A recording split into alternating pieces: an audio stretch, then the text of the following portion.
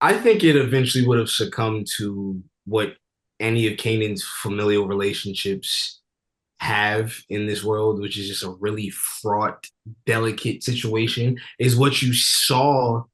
That's also what you saw the situation being. And I think that's why Kanan is so hurt and frankly angry in season 4 because while he was figuring out this new space with this new relationship that he has, he feels like he didn't have the chance to even figure out what that could have been.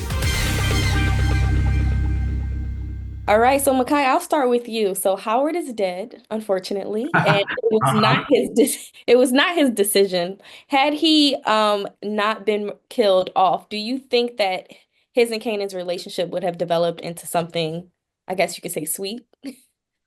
I think it eventually would have succumbed to what any of Kanan's familial relationships have in this world, which is just a really fraught, delicate situation, is what you saw. That's also what you saw the situation being. And I think that's why Kanan is so hurt and frankly angry in season 4 because while he was figuring out this new space with this new relationship that he has, he feels like he didn't have the chance to even figure out what that could have been. Um, that's really where he's at with it. That's really what he's kind of feeling and dealing with in this next season. I don't know. I really don't know what it could have, if it could have been sweet, if it could have been sour. We never got the chance to really see. How does Howard's death cause further contention between Kanan and Rock?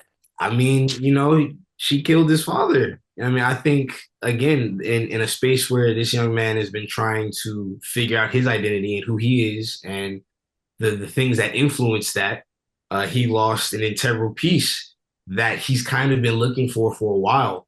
And he started finally picking up the tracks and picking up the scent. And then mom's kind of, took that away from him. So he's heartbroken. He's angry. He's figuring it out. He's putting it together. But it definitely throws a wrench in that relationship even further.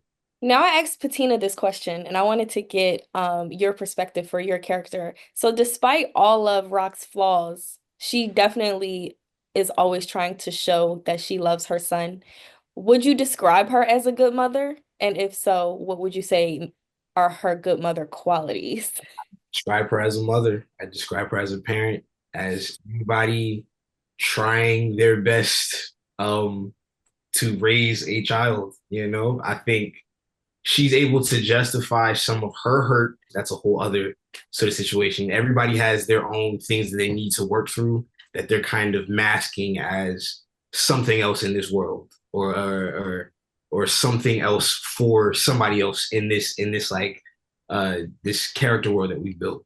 Now, Sasha, whose storyline would you say will surprise viewers the most this season? Um, I think that I think Kanan's storyline's pretty surprising, to be honest, because I think that, we really sort of amplify, or how should I say, sort of, it becomes a real character study of him, season 4, and his relationship with his mother, like you said. And I think, the question you asked, is she a good mother? I think that's the question Kanan is asking, and I think he's coming up with an answer. And I think the answer is, no. And so the question then becomes, well, when you have a bad parent, what do you do? What does that look like? And how do you manage that? Both in terms of your relationship with that person, but also that your relationship with yourself, because so much of your parent is internalized in terms of your own personality and again your sense of yourself in the world. So you find yourself sort of having this sort of internal struggle that's really, really tough and complicated. And that's I think Kanan's journey is will be pretty surprising for folks. I mean, look, Unique will certainly be a revelation for people as well. But look, we try real hard to make every journey surprising, exciting, compelling. We try real hard to make that happen for every character. Well, I saw the first two episodes, so I cannot wait to see the remainder of the season and see how everything unravels. So, congratulations again. I enjoyed talking to the both of you, and hopefully, I'll see you back in season 5.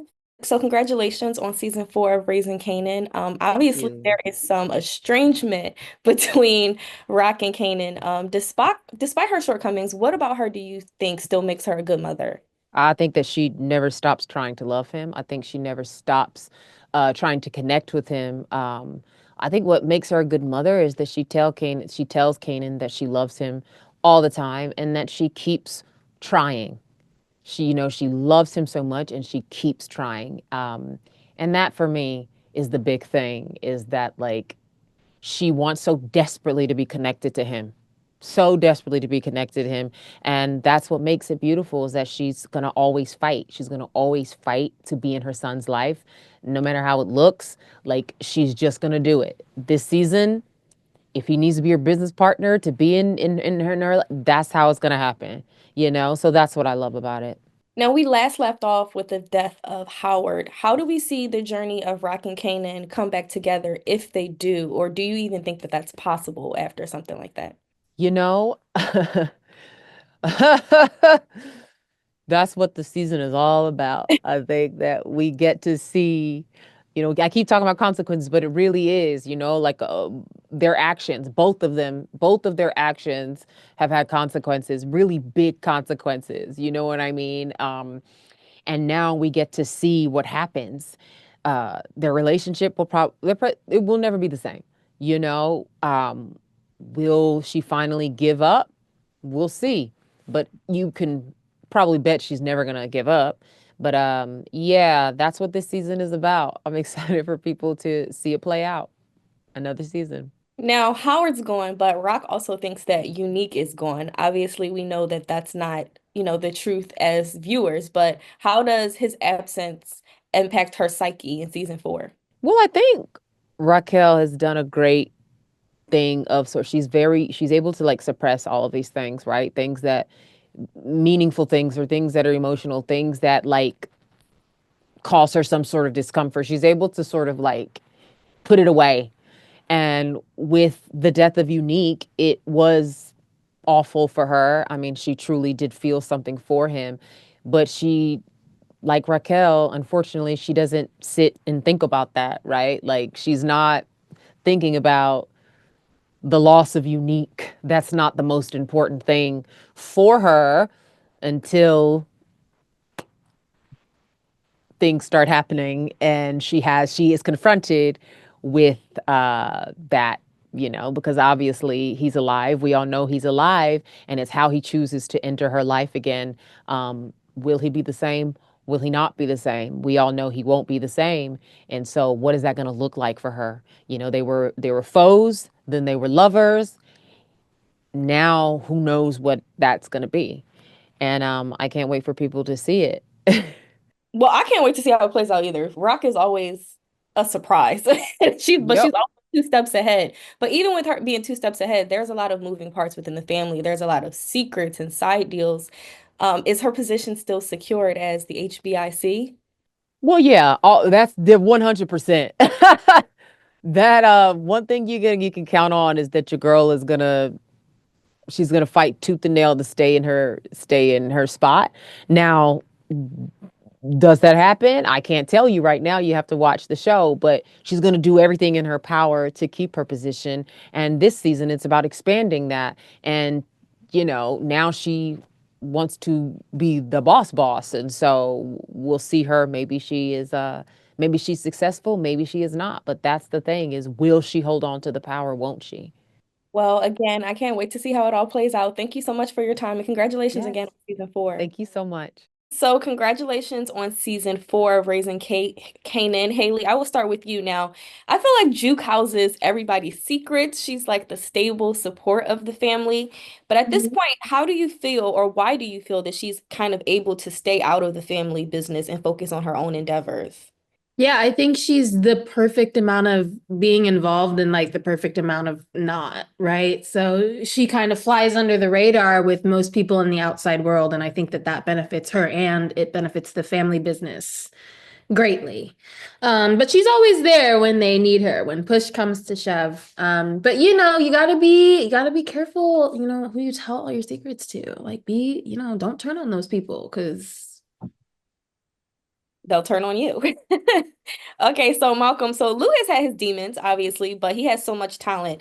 In this new season, would you say that music is his saving grace, or do you feel as if it's another devil's playground filled with temptation based upon what we've seen from him in the past? I was hoping to sell that it's a easy peasy path from now on. But in real life, yeah, you're probably right. It's because the demons that we all have, we think are external, when in real life they generally speaking are pretty internal. So don't matter if you switch your environment or not. If you're working on yourself, it's gonna be hell regardless. So you gotta work through that. So like you said, I think it looks nice, but there might be some treacherous activity along the way. You guessed very, very well, Brenda. Well, hopefully he's able to rise above, he hopefully. So Haley, Judy I has hope. she's seen her share of heartbreak and love, family, and even, in career with what happened last season. What are your hopes for her having a happily ever after, if any, this season? I just want her to get a break. That girl needs a break and a hug and a juice box. Like, honestly, like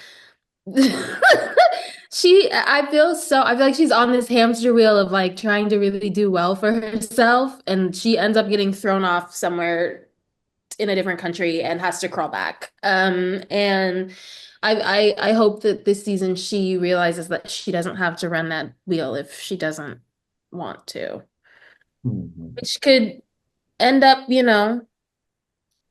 keeping her safe, but it could hurt other people in the long run. I don't know.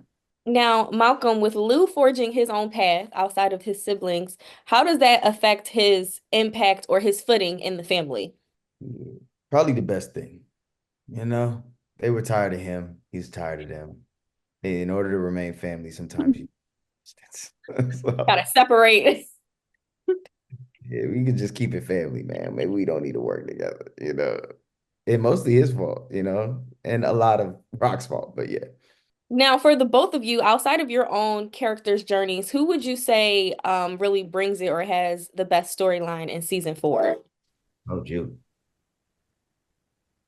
in my opinion. I think Juke actually. Yeah. I think she does. I'll say equally Juke and Kanan really kind of step into their own this season. Mine's Fly, though. Mine is the flyest this season. Yeah, I'll Well, take I that. cannot wait to see it all unfold. It's been a pleasure speaking with both of you. Good luck on the rest of your junket and congratulations on everything with the show. Congratulations on season 4 of Raising Kanan. London, I'll start with you. So, Marvin enters a new partnership this season. How does that empower him to stand alone as his own boss? Well, the cool thing about it was when London found out that Tony was joining the show, that already in itself, what I'm saying is that the chemistry that people are going to get from Marvin and Stefano, I think really is driven and birthed off camera. So that's why people say, man, they really like seeing Marvin, and Marvin looks like he's a lot of fun, but London had a lot of fun. And so, especially with, like I said, with Tony, the relationship that people are going to experience, a lot of that was, Marvin was really listening and to the wisdom of Stefano, because London was listening to the wisdom of Tony. And I think people see that dynamic on camera. I really, when you see Marvin really locked in to Stefano, that really is London watching, Tony. So it's gonna be good. It's gonna be good. Tony, what does Stefano see in Marvin that makes him trust him to handle this type of weight? We've been talking about this a few times because people have asked questions around this. I was thinking about it. There really is like kind of a father-son relationship a little bit. He sort of, he tries to guide him a little bit. He tries to, there's certain rules and regulations and everything else he's got to live by. But I think there's a little bit of that. I think there's a little affection that, and by the way, if you know London, you can't help but be affectionate. He's the greatest. So, and he's fun to work with. Brenda, let me tell you something. I've been doing this a long time. And so when you get you get on a stage and you're going to work with an actor, and you look in his eyes and he's there for you, and it's just such a pleasure. It's such a gift And so that's the kind of thing you get when you work with London. Thank you, man. So is Stefano not in fear of Rock finding out about this? And if she does, how does that jeopardize the whole organization? I don't think he's not. I hate to say this because I'm going to get in trouble, but I think he's hot for her. That's what I think. I think he's hot for her. So in a way, he don't care what she finds out because as long as it brings her closer to him. You see what I'm saying? I mean, don't get me wrong. He's got designs. There's reason to do what he's doing, but there's this other thing going on, I think. Now, London, last season we saw some contention between Marvin and Juke. But what about their relationship is special to you, and what do you think keeps them so connected despite, Marvin's interesting take on fatherhood? I think at one point when Marvin thought that he and his daughter were on totally different spectrums, he saw her way over there and he was way over here. But I think as the seasons progress, the reality that Marvin is coming to face with is the fact that his daughter is actually a whole lot like him. And so it goes from judgment to wanting to be there and save her from himself or her becoming like him. And so that draws Marvin actually a lot closer. And I think the audience will feel that love after a little bit. And Brent, I've said it before in a few other, the scenes with him and his daughter this season are just, there were times, there's one scene where, he realizes he did something that he shouldn't have done. And the way you would do that with your daughter. And it's just really pretty. It's really beautiful stuff. Well, I can't wait to see how it unfolds. It's been a pleasure speaking with you both. Congratulations on everything. And hopefully I'll talk to you again in season 5. So Unique is back, but not in the way that we expected. How does what happened to him at the end of season 3 impact his mental health throughout season 4? Oh, that's a great question. We can expect to see Unique in a way that we've never seen him before. He's suffered a traumatic brain injury. And, in episode 1, the doctor says something along the lines of like, when he wakes up, he ain't no guarantee he gonna be the same person he was. And, I think what he's going through is like some version of CTE, if you will, right? But it's the 90s, so ain't no proper diagnosis for it at the time. But his mind, his emotions, his thoughts, his memories is all scattered around. And, where we're used to seeing him being a well-calculated, composed type of character, this time around is a lot of unpredictability and impulsiveness and flying off the handle. He's in crash out mode. It's the best way I could put it.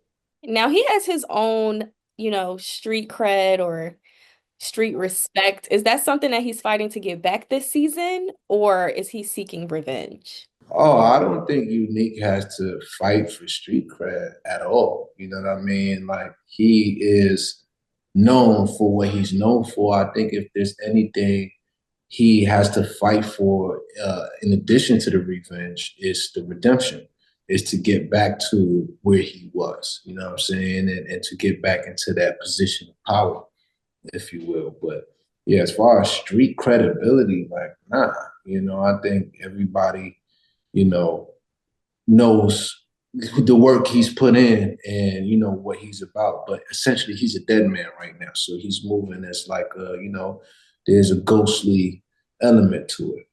Now, despite their past beef, Unique and Rock seem to have a true connection with each other. What do you feel made them a good match? Relatability, existing in the same arenas, facing a lot of the same problems and challenges. I think, them finding that way to relate to each other opened up a pathway to their connection. It's like, I see you, you know what I mean? And sometimes that's all the connection needs, is for two people to feel seen by each other. Do you think that they could have been a power couple, and is that still a possibility despite what's happened to him? I think they could have been. I think it's no question that they would have been a power couple if they carried it on, and you know, if they went on some like publicized, like they outside with it, like, yeah, I mean, that would have been crazy, you know what I'm saying? But as far as it being a possibility, I don't know. We're gonna have to see how this thing play out, you know what I mean? But because what I can say is it seems like Unique is in a space where he's convinced himself that she has something to do with it. And she, you know, might have been responsible for setting him up and conspiring with his brother Ronnie. So I think he's more on some like out for revenge for everybody. Well, I cannot wait to see how this plays out. Congratulations on season 4 again. Congratulations on the baby. And my husband wanted me to tell you Wagwan. I don't know if I said that right, but told me to pass along that message. Wagwan? Wagwan, you know, it's his Wagwan. I don't know how he's Jamaican. I don't know how to say it.